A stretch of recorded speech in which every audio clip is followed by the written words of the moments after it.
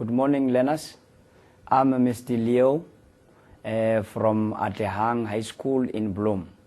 Today we are going to do the notes to the financial statements as well as the income statement. With notes to the financial statements, we are only going to concentrate on the fixed asset note, that is note number 3, and the income statement. Now if we can start, if you check now, firstly when you deal with the income statement, or we'll firstly start with the note to the financial statement, that is note number 3. Now you need to know first the structure. If you are dealing with the income statement, you need to check first the structure. It is very important to know the format of the income statement as well as the notes to the financial statement. Now if you check, for example, note number 3, we have the fixed assets. So we have 3 fixed assets account, that is the land and building, the vehicles and the equipment. Now if you check the structure of the note, it's like this. Information from here, that is information at the beginning of the year. And then under movements, we have movements up to there. That is information that happened during the year. And then we also have information there down, that is information what happened at the end of the year. Now when you prepare the note, you can also check there is a cost there, as well as cost at the end. So you need to check first. If we are referring to land and building, for example, we need to check land and building, how much was the cost at the beginning of the year, and then it will be indicated there. And then we must also check the cost during the year. If there is any addition on the equipment or on the land and building during the year, we'll also indicate it there, as well as the cost at the end. Now it means if you have something at the beginning, if we have something at the beginning there, if we have cost maybe there as A, then it means we'll have to have the total at the end. We'll have to add the cost at the beginning plus cost during the year to get cost at the end of the year. So it's very important to understand this note. Remember we said the information at the top there is what happened at the beginning of the year. Here is what happened during the year, and then here is what happened at the end of the year. So if we may check the question, we'll refer to question paper November 2012, question 4 of November 2012 question paper, but we'll only concentrate on question 4.2.1. It says you are provided with information relating to Master Ltd for the financial year ended 30 June 2012. Required 4.2.1, use information number 2 to complete the note for fixed or tangible assets by filling in the missing figures. So it means we must first refer to information 2. So we must check information 2. If we refer to information 2, there is information 1 and information 2. Information 2, it says details of fixed assets, land and building were bought during the year and are not depreciated. New equipment was bought for 55,000 halfway through the financial year. So we must also check the answer sheet. Firstly, when you have to complete a note, we must first check what is given to you. In this case, you can see, remember we said this is information at the beginning of the year, and then we'll also have the under movement there, what happened during the year, and then we'll also have information as at the end of the accounting period there. Now let's check what is given to us first. We are given information at the beginning of the year, nothing to calculate there, and then under movement is what happened during the year. We need something there for land and buildings. Now let's check what is given to us under land and buildings. At the beginning, remember we said this is information at the beginning of the year. We were given land and building to the value of 930,000.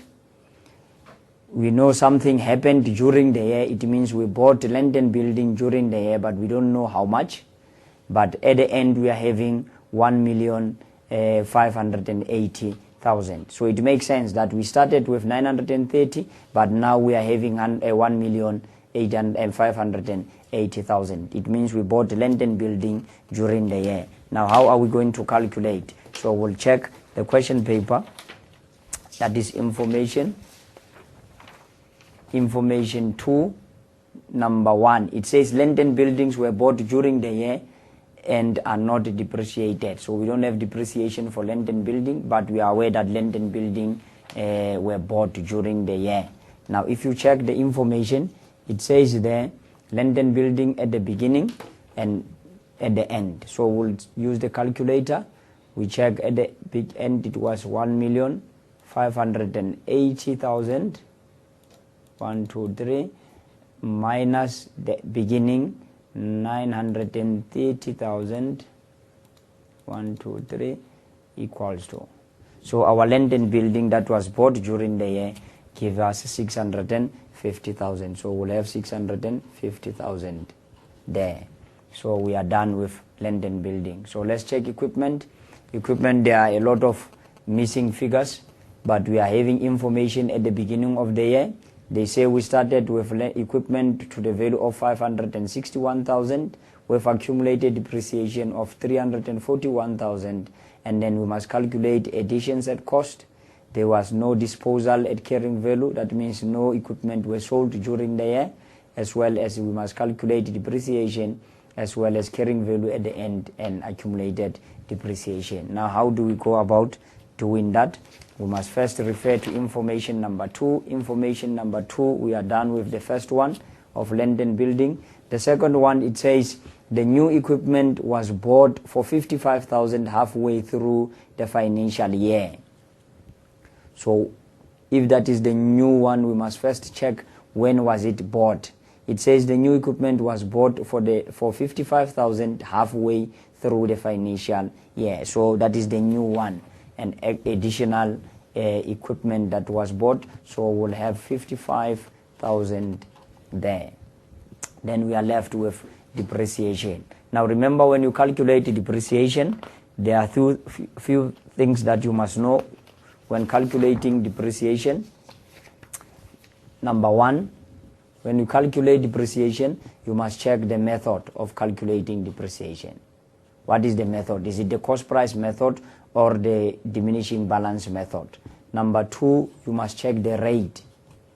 The rate of calculating depreciation, that is the percentage. How much is the percentage? Is it 10%? Is it 20%? And so on.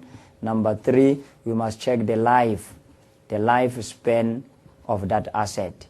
How long did we have that asset in our business? So that we must calculate the depreciation. Remember, you must calculate depreciation from the date of purchase up to the date of sale. Now, if you refer to the question, it says new equipment was bought for 55,000 halfway through the financial year. We remember a year it's 12 months. It means halfway it will be 6 months. So you calculate, when you calculate depreciation, you calculate depreciation on the new equipment if there is new one. You calculate depreciation on the sold asset, and then you calculate depreciation on the old or the remaining asset. So you must check. You calculate depreciation separate on the new asset, on the sold asset, as well as on the old or the remaining asset. Now in this case we are having 55,000. That is the new equipment bought, multiply by, we must also check the method of calculating depreciation. It says there, point number 3 there, it says provide for depreciation on equipment at 10% per annum on the cost. So it means the method there is the cost price method, and then the percentage is 10%. So we'll say multiply by 10 over 100 multiply by 6 over 12, because we had that asset only for 6 months, that is halfway. So let's check how do we go about. It says 55,000 multiply by 10 divide by 100